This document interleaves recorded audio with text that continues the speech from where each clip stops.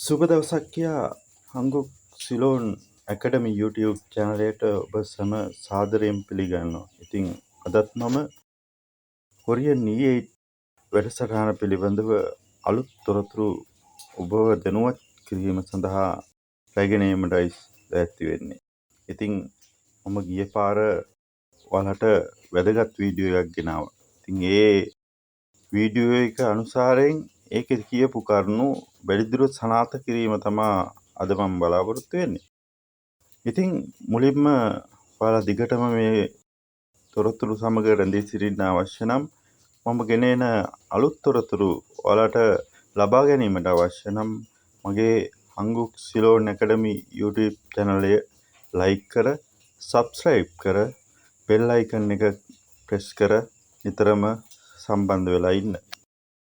ඉතින් යාළුවනේ මම කලින් වීඩියෝ එකේ කියපු විදිහට E8 වැඩසටහන ලංකා රජයෙන් කරන්න තියෙන සියලුම වැඩසටහන් සති දෙකකින් අවසන් වෙනවා කියලා ඔයාලට ඉඟියක් දුන්නා. ඉතින් ඒ කියන්නේ සතියක් ගියා. තව තියෙන එක සතියයි. ඉතින් ලබන සතියේ සඳුදා අඟහරුවාදා වෙනකොට ඔයාලට අලුත්ම තොරතුරු රාශියක් දැනගන්න පුළුවන් වෙයි.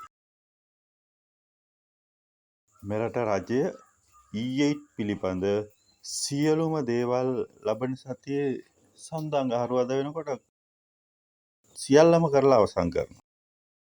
ඊට පස්සේ ඒ සතිය ඇතුළත කොරියාවේ දකුණු පළාතේ සිටියේකින් ලංකාවට E8 බලාපොරොත්තු සිටින ඔයාලා හැමෝටම පළමු ජොබ් ඕඩර් එක එහෙම නැත්නම් පළමු රැකියා නොයුම ලැබීමට නියමිතයි.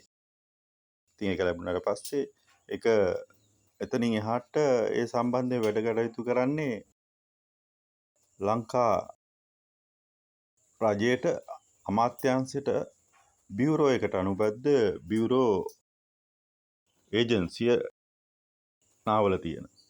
ඉතින් එයාලා ඊට පස්සේ ඒ ලැබෙන රැකියා එනවුම අනුව පිරිස තෝරගෙන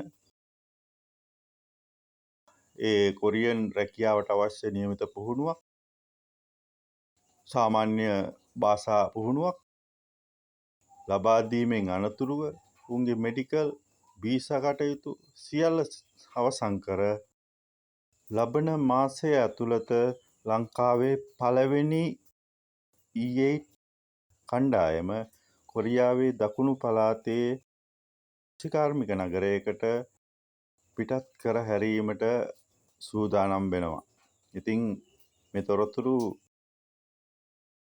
මම සනාථ කරගෙන කියන්නේ. මේවා සියල්ල සත්‍ය තොරතුරු. ඔබට සත්‍යද නැද්ද කියන එක ලබන සතියේ විතර වෙනකොට දැනගන්න පුළුවන් වෙයි. මේ වගේ තොරතුරු රාශියක් මට ඉස්සරහටත් ඔයාලට ගේන්න පුළුවන්. මෙවන් තොරතුරු හා සම්බන්ධ වෙන්න එහෙම ලබා ගන්නා තොරතුරු ඔබගේ E8 ගැන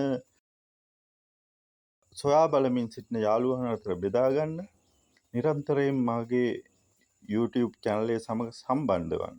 ඉතින් ඒකට සම්බන්ධ වෙන්න ඔයාලට කරන්න තියෙන්නේ මාගේ channel එක like කර subscribe කර bell icon එක press කරන එකයි. ඉතින් යාළුවනේ ලබන සතියේ මම අනිවාර්යෙන් ඔයාලට අලුත් හොඳ hot news එකක් සමග සම්බන්ධ වෙන්න බලාපොරොත්තු වෙනවා. ඉතින් එහෙනම් යාළුවනේ අදට මම සමු ගන්නවා. සුබ දවසක් ඔයාලා හැමෝටම.